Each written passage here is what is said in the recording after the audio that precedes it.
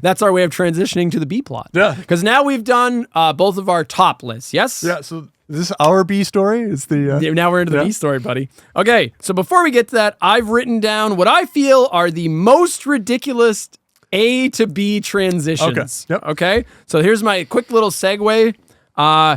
So as we both pointed out, sometimes the A plot isn't bad, but the B plot sucks shit, and vice versa. Yep.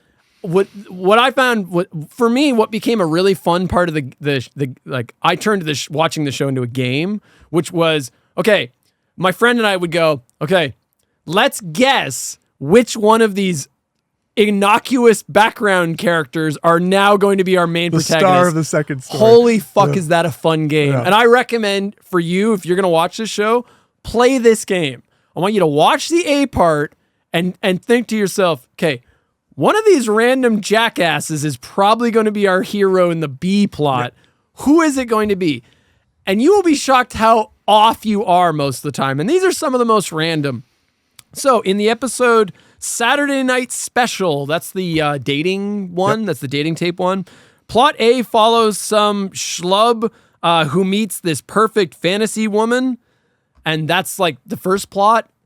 And then it ends with him getting hit by a car driven by the real version of his dream girl.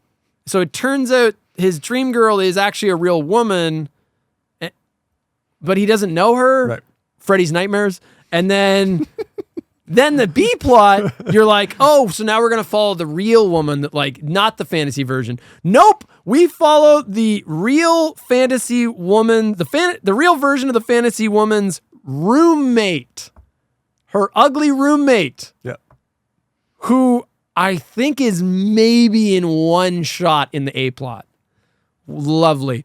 From the episode Mother's Day, the plot A follows a kid who moves into a new area with his mom and her new boyfriend, I think it's her like fiance. He meets a local girl across the street, and hijinks ensue. Plot B follows the new girl's mom, who hosts a radio show. Yep. Doesn't even follow the new girl. Follows the new girl's mom. You following along here? This is the level of the show. Okay, we've got light at the end of the tunnel. This is the episode with the guy this is the Dick Clark cameo episode. He's like, it's a guy who's afraid of the dark, and he takes a job working in the sewer systems. Right, yep. And he has a girlfriend who works at a video store. The B plot, who are we going to follow? Are we going to follow Dick Clark, the owner of the sewage company? Are we going to follow his girlfriend? Are we going to follow his best friend? No, we're going to follow the owner of the video store that his girlfriend works at. Oh, and then I actually had missing persons. That was one of my words. I think I already mentioned it when we talked about the episode. I got one more. Identity crisis. This is the one about the guy he's got like anxiety about getting old, and his like son is like, he's afraid his son's trying to kill him or some shit. So it follows a man getting older who has anxiety about aging, and his son seeing him as nothing more than a useless relic. The B plot. Well, we got to follow the son, right? No, we follow the son's friend, who I am 99% certain isn't even in the A plot. Like, I don't even think she's even in a single... I don't remember her in a single scene. And in fact, right at the beginning of the B plot, because Amelia, you're going to be like, who the fuck is this? They have a line to establish the connection. The mom comes in and she goes, it's no wonder that misfit John is your only friend. I just want you to fit in. Is that so wrong? How can you walk around school like that? It's no wonder that misfit John is your only friend. It's like, that was the only way of connecting it. They had to add that little line. It's like, oh, you're just like your friend John. He was in the A plot. Yeah.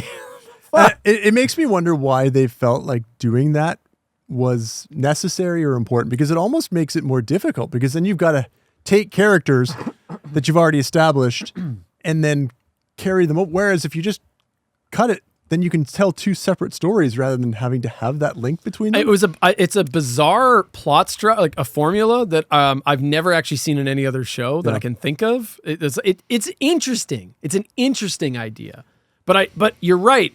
It handicaps them in that it's like, no matter what now, they have to write in something to set up for the B plot.